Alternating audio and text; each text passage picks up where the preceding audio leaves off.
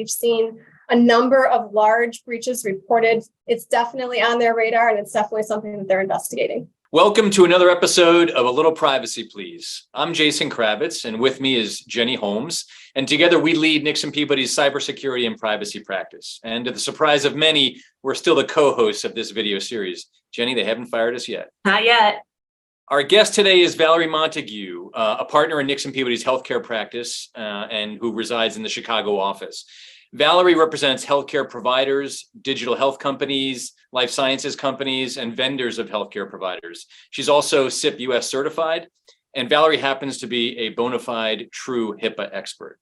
Today, Valerie has generously agreed to speak with us about the use of online tracking technologies in the healthcare space, which can really have a profound and serious or have profound and serious HIPAA implications.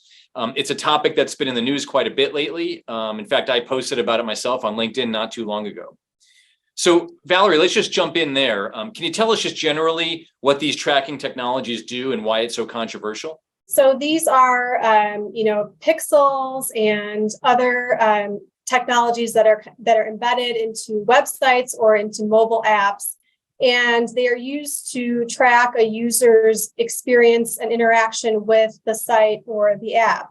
And, as part of that, information is transmitted to these tracking technology tech vendors such as Meta, and they're able to use that information to either provide services to the organization who has the website, or also to provide, what's called interest-based advertising to the impacted consumers. So if you go on your Facebook page and you say, hey, it's interesting that I'm seeing a Ticketmaster ad when I was searching for concert tickets earlier, that's an example of how these tracking technologies are used, and that then they're used to sort of promulgate this interest-based advertising.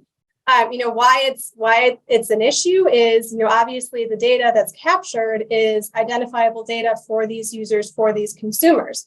Different levels of identifiable data, whether you're inside or outside of a regulated industry, but this is, data that is used to identify a person and to connect them with other aspects of their online lives to come up with these targeted ads. I've certainly been a victim of the targeted advertising, but Valerie, why is this a particular concern for healthcare organizations? So healthcare organizations are obviously handling a lot of sensitive information. Patients who go to their websites, who use their portals, who use their apps, are interacting with those organizations and providing them with a lot of data that they may not want out there in the public sphere. And then these organizations, if they're regulated by HIPAA, have this whole other scheme of, regulations that they need to comply with to protect the information that they hold.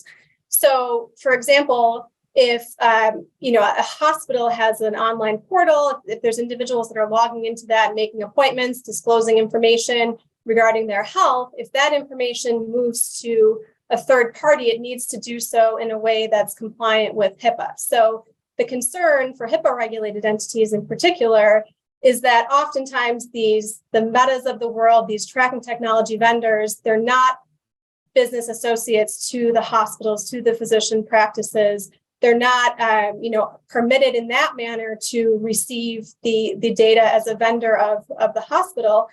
And then also the healthcare organizations are not going and securing the individual's authorization in advance to say, all right, sign our HIPAA authorization, tell us that we're permitted to disclose to Meta or to any other vendor your health information for these particular purposes. So outside those two areas, it's a little bit gray as to whether this is a permissible use of that data. And if it's not, the healthcare organizations need to analyze whether or not there's a potential HIPAA breach involved. So Valerie, separate from the regulatory implications of doing this, are there litigation risks associated with the use of this type of technology as well? Absolutely. And we're seeing litigation across the country, more and more each day.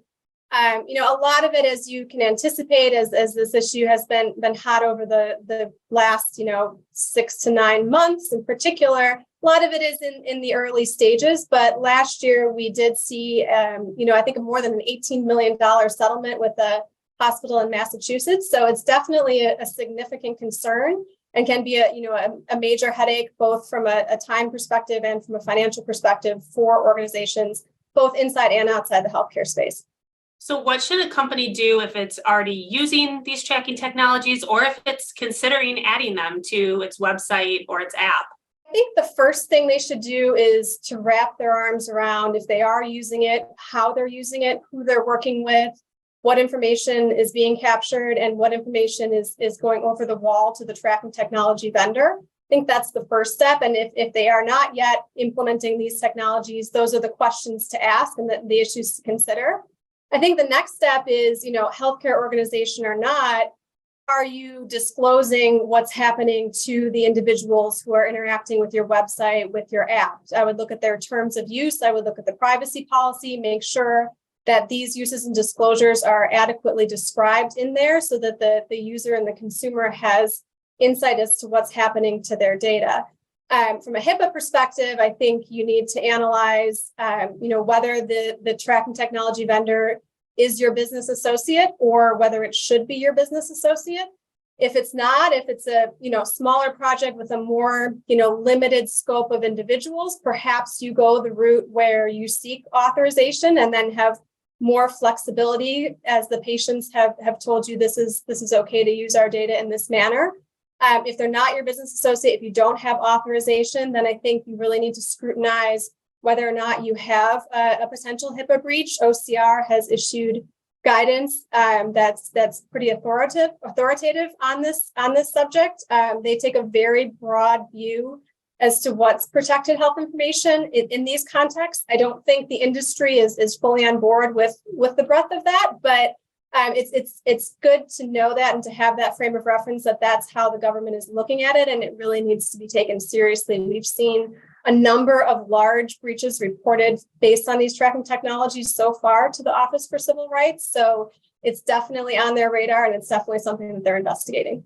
So Valerie, you're a prominent member of our healthcare practice at Nixon Peabody. Do you secretly wish you had gone to medical school?